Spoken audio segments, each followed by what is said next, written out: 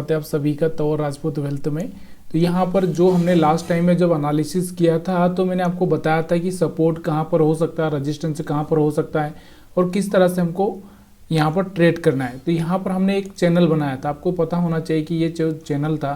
कि यहाँ पर देखो ये जो चैनल बना के दिया था मैंने आपको, तो यहाँ पर ही आपको दिख रहा होगा इस चैनल के ऊपर ही मार्केट ओपन होता है और यहाँ पर इसको ब्रेक करके वापस से जो नीचे वाला चैनल का जो लाइन है ये आपको दिख रहा होगा, ये जो लाइन है एक नीचे वाला, और इस पर ही आकर यहाँ पर रुकता है। तो एक तरह से जो आपको मैंने बताया था कि भाई इस तरह से आप चैनल भी बना सकते हो। उसके बाद हमने यहाँ पर क्या किया था, एक तरह से जो एक रेजिस्टेंस बनाया था, रेजिस्टेंस के ऊपर ही ओपन हुआ। तो रेजिस्टेंस के ऊपर ओपन हुआ मतलब क्या हो गया कि ऊपर तो निकल गया लेकिन सस्टेन करना ज़रूरी है ना, सस्टेन यहाँ पर किया ही नहीं। देखो यहाँ पर आपको दिख रहा होगा धीरे धीरे नीचे आया हुआ है, ठीक है। और यहाँ पर कहाँ पर आ चुका है, अब ये जो रेजिस्टेंस था हमारा इसको सपोर्ट लिया, देखो यहाँ पर इसको क्या बना लिया, सपोर्ट बना लिया। तो यहाँ पर आपको दिख रहा होगा ये ऊपर खुला, यहाँ पर इसको सपोर्ट बना लिया, क्योंकि जब मार्केट इसके ऊपर चला जाता है तो यहाँ पर ये क्या काम करेगा, सपोर्ट का काम करेगा, ठीक है। तो जो हमने यहाँ पर एनालिसिस किए थे वो यहाँ पर कहीं ना कहीं एक तरह से चैनल फॉर्मेट भी हमारा काम कर रहा है, सपोर्ट भी हमारा काम कर रहा है, क्योंकि ओपन ऊपर हुआ है तो यहाँ पर सपोर्ट का काम करेगा, ठीक है। तो ये चीज़ें हम लोग जब एनालिसिस करते हैं तो यहाँ पर थोड़ा सा इस तरह से चीज़ें हमको रखनी ही पड़ती है और पता रहना पड़ता है कि मार्केट कहाँ तक जा सकता है, क्या लिमिट हो सकती है। सेम बैंक निफ्टी में भी अगर हम देखेंगे, देखो यहाँ पर आपको थोड़ा सा दिख रहा होगा, ज़्यादा चीज़ें यहाँ पर आपको देखने को मिल रही होगी, लेकिन यहाँ पर आप देखो कि ये वाला जो हमारे लिए रेजिस्टेंस था तो मार्केट क्या किया, रेजिस्टेंस के ऊपर ओपन हुआ लेकिन सस्टेन नहीं कर पाया। तो कहाँ पर आकर ये जो पिछला मैंने सपोर्ट बनाया था, ये वाला जो आपको दिख रहा होगा ये वाला सपोर्ट था, यहीं पर आकर सपोर्ट लेकर फिर से मार्केट ऊपर उछलता हुआ आपको देखने को मिल रहा है। तो ये चीज़ें कहीं ना कहीं एक अच्छा सा काम कर जाती है, लेकिन अब हम इन चीज़ों को ज़्यादा देखते नहीं, हम मार्केट को ज़्यादा इन चीज़ों पर फोकस नहीं करते। अभी जो मैं आपको एक नई स्ट्रेटजी बता रहा हूँ उस स्ट्रेटजी का नाम तो आपको खुद को पता है कि भाई थोड़ा सा आप इस चीज़ पर थोड़ा सा ध्यान देंगे तो यहाँ पर कहीं ना कहीं एक अच्छा सा पैसा बना सकते हैं। और कौन सी स्ट्रेटजी है, यहाँ पर सिंपल सी वी वेब वाली स्ट्रेटजी है। अब हम लोग देखो यहाँ पर वी वेब को देखने की कोशिश करते हैं। अभी यहाँ पर निफ्टी का मैंने क्या किया, निफ्टी का 25,200 का सी 5 सितंबर का यहाँ पर रखा है, ठीक है। अब इसमें देखो पहले मैंने आपको क्या बोला कि थोड़ा सा यहाँ पर स्टार्टिंग के 5-10 मिनट छोड़ दिया जाए ना तो थोड़ा सा यहाँ पर अपने को ट्रेंड समझ में आता है कि देखो यहाँ पर आपको दिख रहा होगा कि पहली कैंडल, दूसरी कैंडल और यहाँ से आपको दिख रहा होगा तीसरी कैंडल। तो यहाँ से ये जो 15 मिनट का जो टाइम फ्रेम है ना, ये थोड़ा सा कंफ्यूज करता है कि हम किस साइड में बैठे। जो कि आप 5 मिनट में ट्रेड करते हो तो फिर यहाँ पर ये तीनों कैंडल आपको थोड़ा सा वेट कर लेना चाहिए, या फिर यहाँ पर आपको देखना चाहिए कि कौन सी कैंडल का हाई ब्रेक कर रहा है उसके हिसाब से। अब यहाँ पर आपको दिख रहा होगा, हो सकता है आपने यहाँ पर बाई कर लिया हो, यहाँ पर आपका एक एसएल हिट हो गया हो, दोबारा से मार्केट सेलिंग में आया हो, तो वी वेब के नीचे हम लोग क्या करते हैं, यहाँ पर क्लोजिंग होता है तो हम लोग सेल का मतलब एक तरह से देखो यहाँ पर सी ही है तो हम पी साइड में बाइंग कर सकते हैं। अगर यहाँ पर पी रहता तो हम यहाँ पर क्या कर सकते थे, सी साइड में जा सकते थे। देखो सी साइड को ब्रेक किया है, मतलब यहाँ पर ब्रेक किया है तो हम किस साइड में जाएंगे, इसको ब्रेक किया तो हम किस साइड में जाएंगे, पी साइड में। देखो सी को ब्रेक किया है मतलब हम पी साइड में जाएंगे। तो चलिए यहाँ पर मैं आपको पी वाला चार्ट दिखाता हूँ, ठीक है। तो पी वाला चार्ट अगर आप देखोगे 5 मिनट का सुबह वाला, तो यहाँ पर अगर आप देखोगे तो आपको पता चलेगा कि ये वाला कितनी बजे, यहाँ पर मैं थोड़ा सा मार्क भी कर देता हूँ ताकि इसमें कितनी बजे ब्रेक हुआ है वो हम लोग यहाँ पर थोड़ा सा मार्क कर लेते हैं। तो 1 मिनट यहाँ पर मैं आपको मार्क करके देता हूँ कि कौन सी कैंडल, एक हम लोग टाइम ही देख लेते हैं यहाँ पर कब ब्रेक हुआ था, ठीक है। तो ये वाला 9:30 पे ब्रेक हुआ है, ठीक है। तो 9:30 के बाद में हम लोग यहाँ पर क्या कर सकते थे, 9:40 के आसपास हम लोग यहाँ पर 40 हो या 45 हो या 50 तक, मतलब एक तरह से यहाँ का एसएल रख के यहाँ पर हम लोग क्या जा सकते थे, पी साइड में जा सकते। तो यहाँ पर हम बात करते हैं, यहाँ पर अगर आप देखोगे तो 1 मिनट यहाँ पर आप देखो, इसमें इस ट्रेड में अगर आप देखोगे तो ये 9:25 ये 30, तो यहाँ पर आपको दिख रहा होगा कहीं ना कहीं इस एरिया में हम लोग यहाँ पर 220 के आसपास बाइंग करते। उसके बाद ये हाई कहाँ तक का लगाया था, 245 तक का हाई इसने लगाया है, लेकिन हम लोग यहाँ से 20 पॉइंट लेकर भी निकल सकते थे, ठीक है। उसके बाद अगर हम बात करते हैं वापस से, यहाँ पर आपको देखने को मिल रहा होगा कि यहाँ से वापस से मार्केट ऊपर की साइड में जा रहा है। तो हम यहाँ पर आपको देखने को मिल रहा होगा ये वाला जो ब्रेक किया है, ये वाला 11 बजे, तो 11 बजे हम लोग यहाँ पर क्या कर सकते थे, 11 बजे के आसपास यहाँ पर आप देखो ये है 11 बजे की कैंडल, तो यहाँ पर जाकर फिर भी यहाँ पर पैसा बना सकते थे इस 11 बजे, यानी कि 182 के आसपास बाइंग करके यहाँ पर अगर आप देखोगे तो 197 तक का, मतलब एक तरह से 10-15 पॉइंट का यहाँ पर भी ले सकते थे। दोबारा से यहाँ पर आपको दिख रहा होगा 11:35 पे 11:40 पे यहाँ से ब्रेक किया है, तो यहाँ पर आप देखोगे 11:35 और 11:40, ये देखो 11:40 का कैंडल आपको देखने को मिल रहा होगा। 223, 222 या 220-25 के आसपास बाइंग की जा सकती थी, तो यहाँ से 300 तक का मोमेंटम देखने को मिला है इसमें।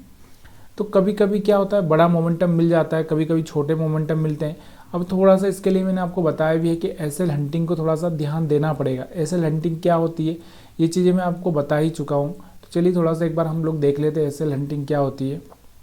ठीक है, तो यहाँ पर हम बात करें निफ्टी 50 की, तो एसएल हंटिंग के हिसाब से आप देखो यहाँ पर क्या हो रहा है, यहाँ पर क्या मार्केट ने क्या किया, लोगों को सेल में बुलाया, फिर उनका यहाँ पर एसएल हिट करवाया,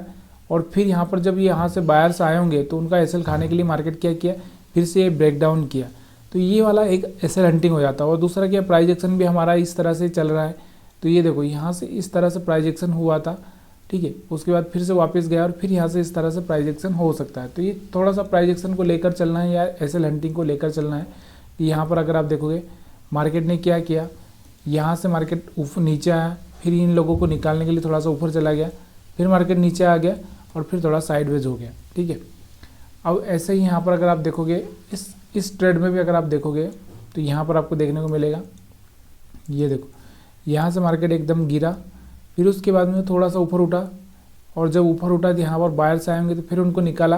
और जब वो निकल गए तो फिर मार्केट क्या किया, ये लोग जो यहाँ पर थे इनको निकालने के लिए चला गया। ठीक है,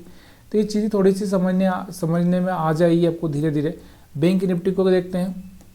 तो बैंक निफ्टी का हम सी साइड में देखेंगे। देखो सी साइड में अगर आप देखोगे बैंक निफ्टी को,